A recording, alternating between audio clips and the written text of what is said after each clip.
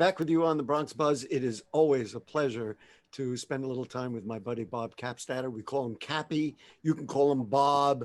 Other people call Don't him. call me late for dinner. Don't call. Certainly don't do that. He's a former daily news Okay. editor and media consultant.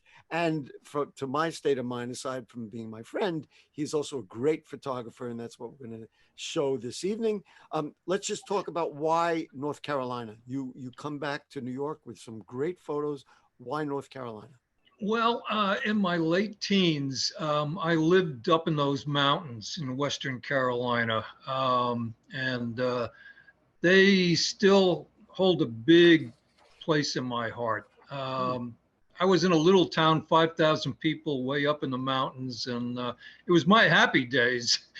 And I have family down there. And so you went down recently and visited, brought your camera. Yeah, I've been back a bunch of times. I always love going back down there, obviously seeing Ma Kin and being back wrapped up in those mountains. They just envelop you when you're down there. So let's start right there. Folks with those old-timey ways. I love them.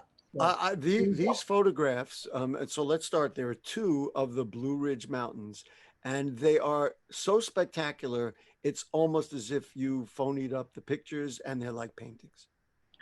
Okay, here we go. So what do you think? Okay. All right, first one. Yeah. This is at the Cowie Mountain Overlook up on the Blue Ridge Parkway, and that light coming through the clouds. That's called crepuscular light, which is when the sun is just set, but it shines through the mountains and clouds. It just casts this wonderful ray of light over the mountains. Did you wait for that moment, or was it? It's like, yeah, I froze various parts of my anatomy off waiting to get that shot. That doesn't come across in the photograph. And the second one is literally like a painting. Well, and what is this? Yeah, this was from my latest trip. I was down there in early June, and same location, went back. This seems to be a great spot for photographers to shoot stuff there. This is why the early Irish and Scottish settlers called them the Blue Ridge Mountains. Oh. The Blue Ridges of those mountains. Just spectacular. Did you funky up the camera to do that picture? No, not at all. This is all natural. Wow. So you're going to give me the address so I can go down there. In the camera. The next thing, I mean, this is the kind of nature you can appreciate is a waterfall, a little stream or something. Oh, this is on the Calisaja River down in Macon County, where my kin live, a little town called Franklin. This was in the autumn. A couple of years. The foliage is just magnificent. And is it the kind of water that you can go traipsing through, or it's too dangerous? Well, yeah, you can there. Yeah, there's a lot of trout fishing goes on down there. Yeah, and there's even a couple of swimming holes. Wow. Too along the river. You just got to pick the right season for it. Which leads us to the next photo of these gorgeous waterfalls. I mean, is this the kind of thing? Because like at the base of these, you can go swimming in there, or is it actually? I was going to put a photo in of some swimmers sliding down the boulders.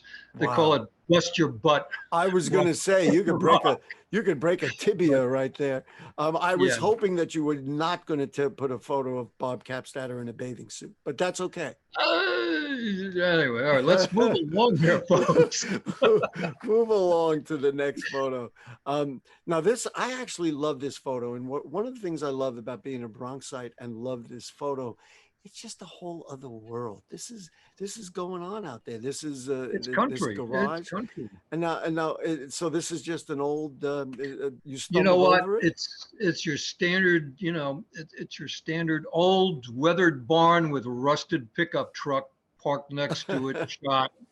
And it's kind of a little sad this trip because I hadn't been down for a year or two, and what used to be country down there in a lot of places has now become suburbs with all these housing developments Wow. coming up. A lot of people retiring from the West, from up in Washington, Oregon, New York.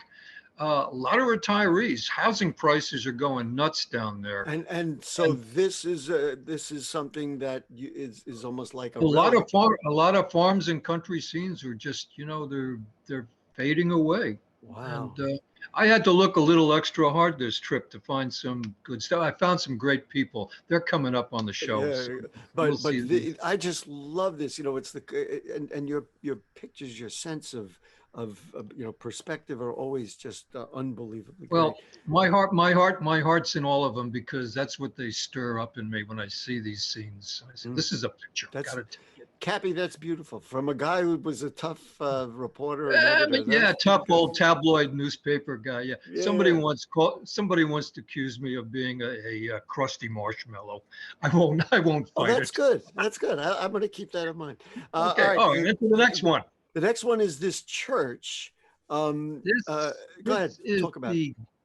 the Gold Mine Baptist Church, established 1861. I'm sure it's Wow. not the original building, but this was on just another beautiful autumn day off a little side road that I just discovered. I said, I'm going to take this side road, see where it takes me. And boom, there was And now, this did you get out of your church name. car and take that Oh, photo? yeah, Or of course. Yeah, of no? course. Yeah. And So, for a photo like this, and even the previous one, do you take a bunch of them, or do you nail it the first one? oh yeah, I do a bunch. I do different focal lengths. I walk around different angles, and uh, yeah. And when I'm going over them, the one that really works, it just sticks out at me. I don't have to do any fancy editing on it. It's just there.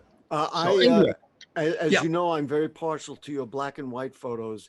And boy, is this ever a southern photo? And Yeah, is this recent? yeah. Is this Oh yeah, recent? this is the June trip. Yeah. This is This is Ricky Wood. He's 60 years old, a retired iron worker. He's lives on Buddy Gap Road out in Otto. And I asked him about, I stopped, I was taking a picture of his barn, which is not in this show. And I said, so what's with the flag? And he said, well, it's not hate, it's heritage. And I said, okay, all right. here's the thing. I drove by this guy's place back in the last election, and he's told me he had lawn signs out for Hillary. He voted for Wow. Hillary, and he voted for Biden this time. So, Maybe I don't have any way to resolve that. I'm sorry. it ain't hate, it's heritage. And, Now, and the next it's funny. He also was telling me when he lived over in Maggie Valley, he was pals with a guy named Popcorn Sutton, who was a famous moonshiner. I got to get down. I got to keep telling you the story because I got moonshine connections here. We're going to go into another moonshine. Let's do that after the show. I want to get all the pictures in. All right. Okay. How's our timing? How are we doing? Click away. Getting there. We're getting let's there. go. Okay. Let's go. The general store. This again. It's another world. And us in the Bronx. You look at that picture. Well, it's just amazing. This guy. The general store. Talking about moonshine. This is Leon Morgan, who is the current owner of the M.A. Pace General Store in Saluda, established 1899. So it hasn't changed that much. You can still buy bread and milk. You can buy bread and milk, screws, and paint. It's all there in this old store with all this old advertising. It makes it worth making the trip to me. Well, when here's the. But you got to be quick if you're going to tell me about it. Okay, so I said, listen, where can a guy get a drink in this town? And he says, well, you can't get liquor in Saluda, but if you ask for scorpion juice, folks, they'll fix you right up. Scorpion juice being moonshine. Yes, I get it. All right, so here's just an altacocker, as we say in. Yeah.